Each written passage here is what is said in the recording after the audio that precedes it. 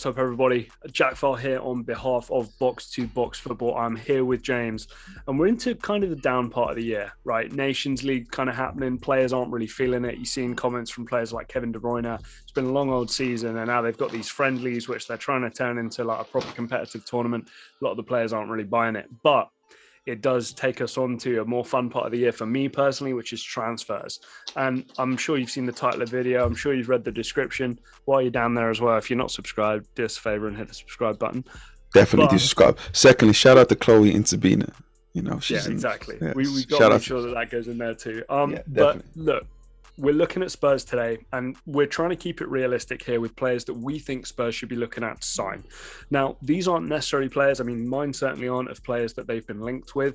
It's just players that I think will potentially take Spurs to the next level, fit their model, fit their kind of budget as well in terms of what they're looking for here. But James, I guess to start with, what we should do is just give a brief overview of where Spurs are at, where Spurs should be looking to get to, the general state of the squad, ins and outs. Do you want to give just kind of a brief overview, talk about that for a couple minutes? I feel like Spurs, to me, it's a weird one because yes, you did finish fourth, you know, and finishing fourth is a big achievement, and you think, oh, they don't have much to do, but Tottenham have a lot. You know, even in positions that players that they do fancy, I do believe that they can improve there. Like, I'm not even gonna lie, to a certain point, Kulusevski, I think he's been good for Tottenham, but can Tottenham get a higher upgrade? I think they can. If I'm being truthfully honest, I look going forward. Yes, they scored a lot of goals, but I do believe that they're so reliant on these two players. What happens if one of them gets injured? We've seen that before with Tottenham. So definitely bringing in more attackers to me is a big part. We've seen a lot of games, especially under Nuno and especially under Conte, where Tottenham would go a whole 90 minutes with having one shot on target. So that's something that, to me, they they need to improve. Obviously, defensively has always been a big issue for them, but I'm more concentrated on going forward for Tottenham. If I'm being truthfully honest, it's an interesting one because I'll be honest with you, I'm looking more like midfield, defense, and then goalkeeper, because to me, you'd argue to a certain extent it's the best attacking tandem in the league in Kane and Son. I mean, the numbers will certainly tell you that. I thought you were going to say Kane, Son, and Kulusevski, and I was like, well, James, I mean, Dejan Kulusevski, I mean, let's be honest, since he's come in, he has been amazing. He's been really good. Yeah. I feel like he's good. But look, are there upgrades to be made there? Yes, but to me, you're taking an A category of position to like an A plus, and that comes with a lot of money, and you're only moving up like half a grade. So for me, there are more serious areas of need. We've seen rumours about Steven Bergwijn potentially leaving as well, which is potentially a game changer. But for me, I'm looking at midfield, I'm looking at defence, and I'm looking at goalkeeper as well as kind of the bigger positions for me. Do you have a name? Do you want to go first, or do you want me to go first here? I want you to go first, Jack. Okay, so I'm going to play it reasonably safe here with the first one. Then I've got like a little bit of a wild card, and then I've got a blockbuster to kind of see us home. So first of all, James, Dean Henderson. I think I like Hugo Lloris. I think Hugo Lloris is a good option. I think there's a lot of experience there, international experience there as well. But we know the guy's not getting any younger.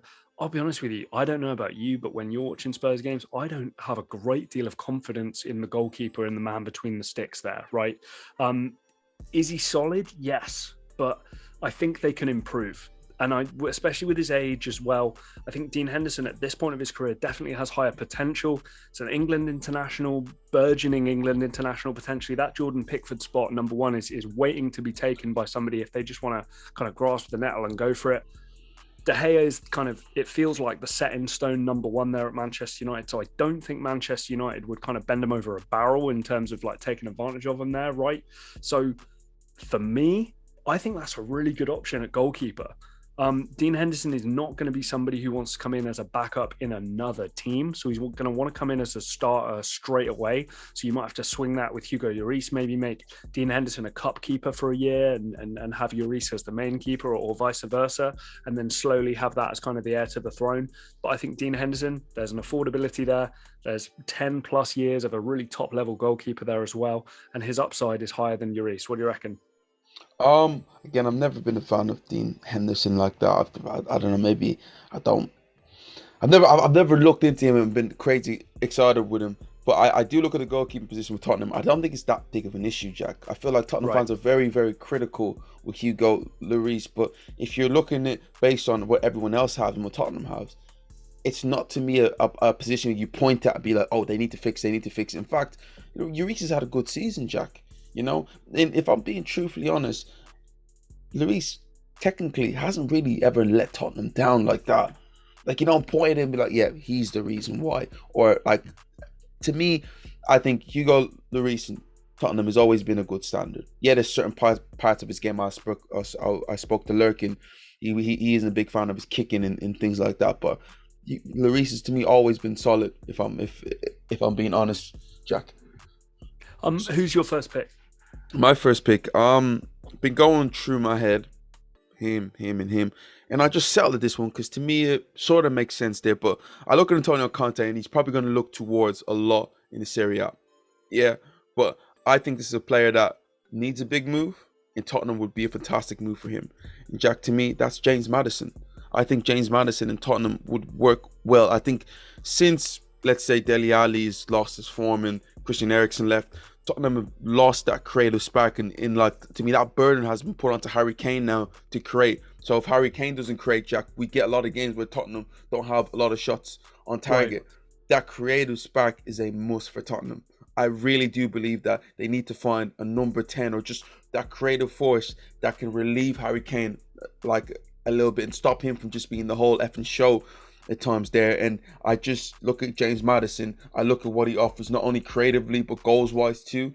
I think that he can be a mixture between a Dele Alli where he can break forward, but he can also nip in playing like playing pockets, turn and get players like Kane and Son and Kulusevski involved. So that's to me is my first choice. Yeah, no, look, I like it. I like it. I'll be honest with you, again, like a lot of these England players, I think we see a technically gifted, neat and tidy footballer, and we think that they're the greatest thing since sliced bread a lot of the time. And I'm not going to lie to you, James Madison kind of in that camp for me. He's not won me over just yet. I know there's a lot around him in terms of supporting that he's a really, really great player. I don't think he would be the player to take Spurs to the next level. And also, Leicester are going to ask for a lot of money. So those would be the only two drawbacks for me. You know, the English tax, that's a classic, right? So those would be the only two for me, but again, makes perfect sense for sure. Absolutely. My next player, I'm kind of a bit of a homer pick here. You mentioned Serie A, James. Alessandro Florenzi from Roma. Obviously, he's been on loan. He's kind of done with the capital club now, right? It's kind of over. He's got 1 year left on his contract. He's 31 years old, so it's not like we're getting the kind of prime of Alessandro Florenzi here going forward. But this is still an Italian international, so still a fullback in kind of an area of need for Spurs. I don't know if Emerson Royal is the answer or if he's going to be there for that long. Same with Sergio Reguilon as well. I know it's the other flank, but again, don't know if they're going to be there that long. You just need a solid option who knows how Antonio Conte is going to play football, how he's going to use the fullback position. Again, that Serie A impact there as well. And then again, James, the biggest difference maker for me, Alessandro Florenzi is not the kind of guy who's overly reliant on his physical attributes. He's still quite diminutive, still quite small, short area quickness is going to be good. And again, you're going to be able to get the guy under 10 million euros, James. Maybe at this rate under 5 million euros. Seriously. So if you can kind of have a little bit of a band-aid over that right back spot for Spurs for the next couple of years, even if he's coming in as a backup and a game changer at the right back spot, I think Alessandro Florenzi, who at times has really shown himself to be a top right back, especially when he was at Roma, I think that's a great little deal that they could take advantage of only for a couple of years. Um, I like it, but I thought you were going to say Victor Moses because we all know how much Conte loves just bringing Good him old in. Vic Just Mo. you just take it from any. But Jack, to be fair, that to me that is a great pick. I do believe the fullback area is something the Tottenham are going to look at heavily. Uh, I, I heard that Hakimi was looking for a way out, and I doubt like they're gonna Spurs are gonna trying to get the fees to kind of want to pay him, and I doubt he wants to leave Paris Right. Saint-Germain. But to be fair, Jack, that's a good one.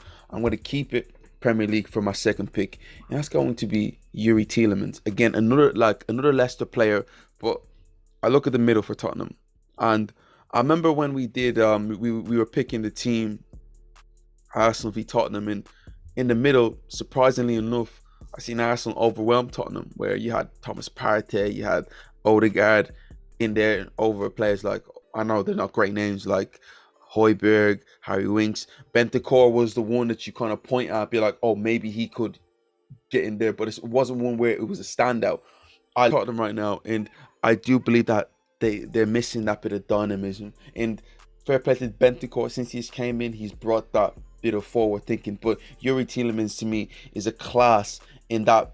I don't want to talk about Premier League experience because yeah, he has it, but to me that's like that's a bit of a Right. false narrative. Danny Drinkwater has Premier League experience, like, you know. But think about it, he was great for Tottenham. I mean, he was great for Leicester. But I just look at what Yuri Tielemans bring, the class in the middle to carry the ball, to play the ball 30, like 30, 40, 50 yards and be able to break lines. He, to me, would be a fantastic coup for Tottenham. Again, Arsenal are very much in him, and I feel like we're probably going to get him, and hopefully we do get him. But if Tottenham were able to somehow swoop in and bring in somebody like him, that's a game changer. You know, his age and everything like that. And I do believe Conte would look at him and would love to work with him.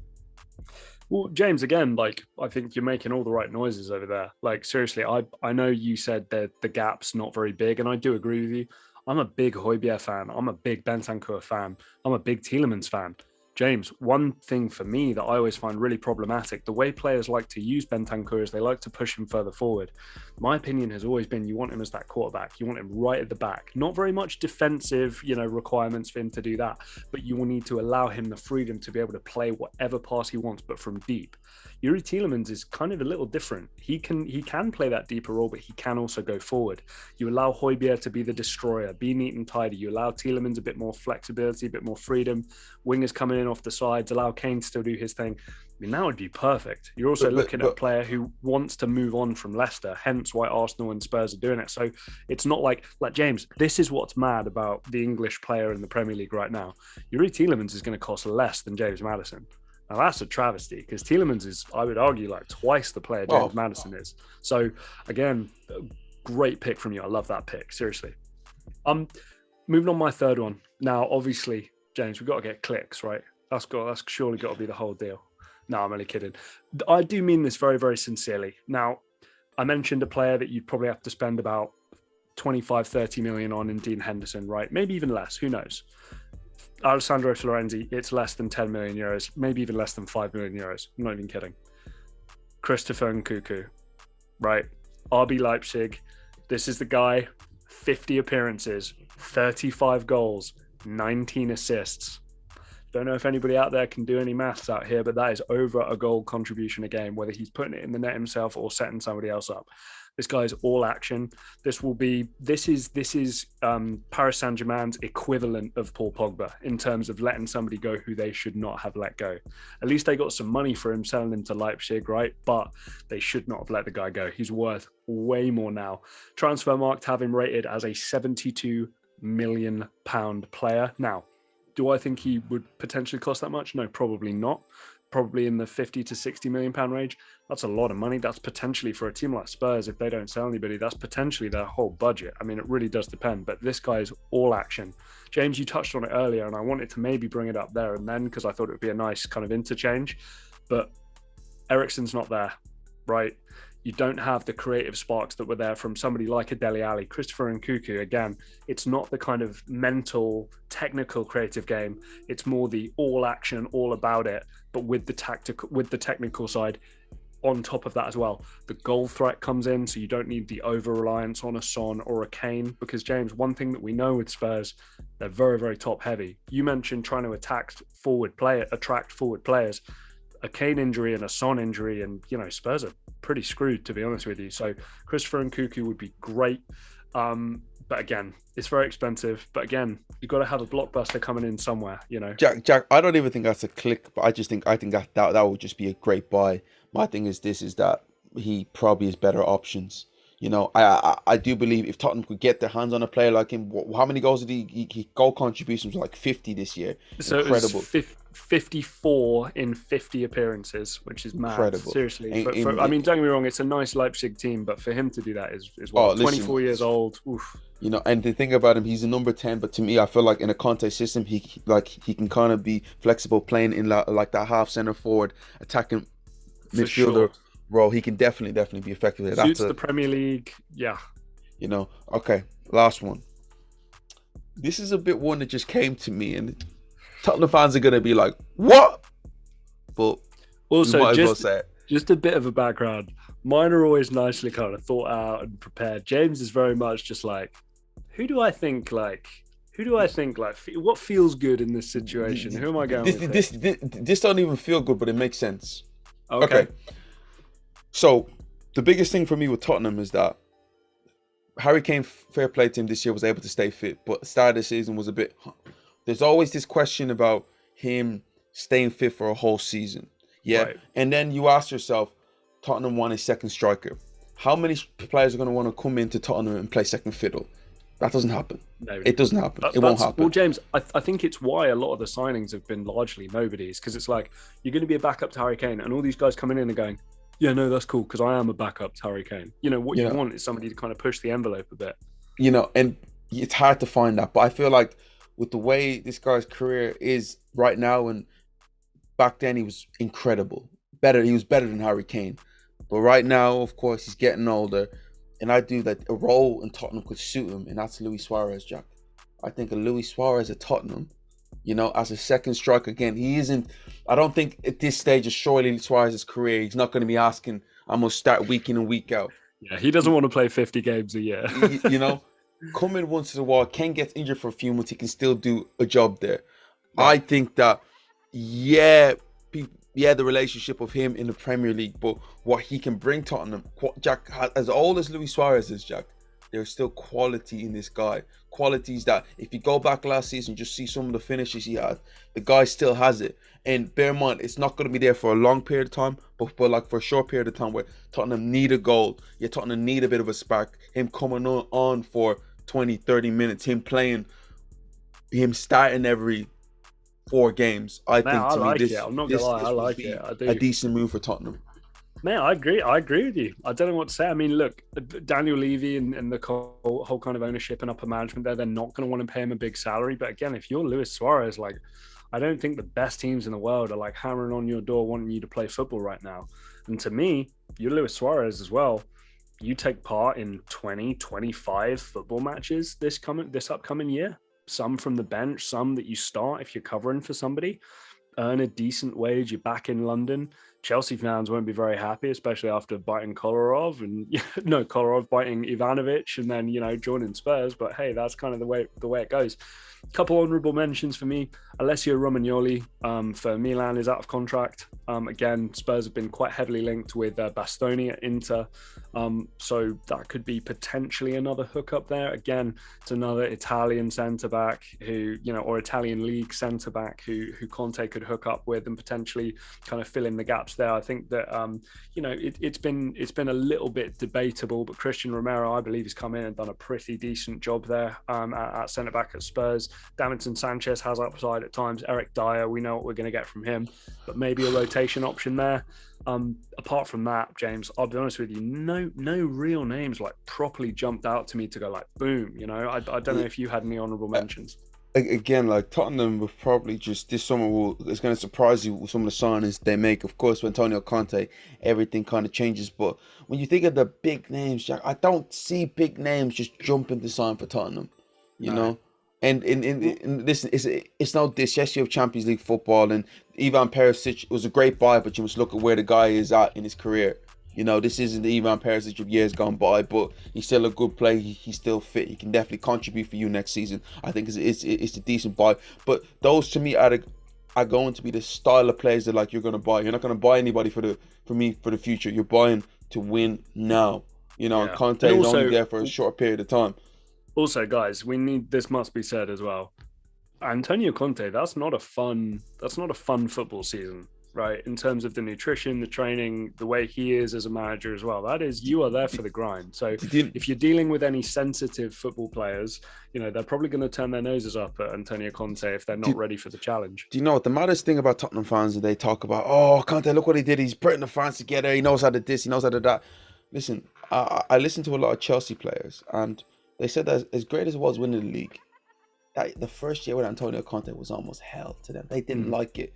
None of them and to me, with a certain point with Conte, players can get tired. Now, the only difference between Tottenham is that they're desperate, and they're desperate to the point of view is that the fans would choose manager over the players every single day. Right.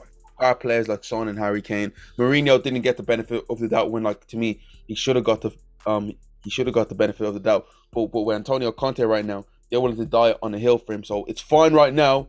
What Right. happens in a few months' time? That's, to me, that's the biggest thing. But don't get it twisted. But I want Antonio Conte as Arsenal manager. Trust me. Well, James, again, this is classic Conte. At some point this year, we'll start hearing the odd comment from him where he's saying, "Our stuff's just not working anymore," and eventually he'll get a huge payout. You know, the guys, this is what he does. I'm not gonna say no to the man. You know, the man's incredibly successful and good at what he does, but we're saying it's not easy. You know, pressure makes diamonds, but also pressure can break glass too. So again, it depends on the mental fortitude of the guys. You know, you look at James. Just as a quick aside before we finish up here. Look at that Inter Milan team, right, that won the Scudetto, right? There's some warriors in that football team. There's some guys who you do not want to mess with in that team. They were up for the challenge. They were ready to do it. But again, short-lived success. That's what Antonio Conte is. Spurs fans, we know we've got a good chunk of you as our subscribers. Obviously, thanks to the guys at We Are Tottenham TV. Sound off. Comment section, go for it. Share this with all your kind of Tottenham fan friends as well. Let us know any of the names that me and James have mentioned there. Do they jump out to you? Do you want to see Luis Suarez wearing, you know, white with the Tottenham badge on there? Do you want to see Christopher Nkunku in there as well? Dean Henderson, Alessandro Florenzi, James Madison. James, I forgot your middle one. Yuri Tielemans. Yuri Tielemans as well. Oh my goodness, guys, you got a serious selection there. Are there any more that you can think of that maybe you haven't been linked with? Let us know. Drop a comment, drop a like. If you haven't subscribed, hit the subscribe button. And until next time, we'll see you.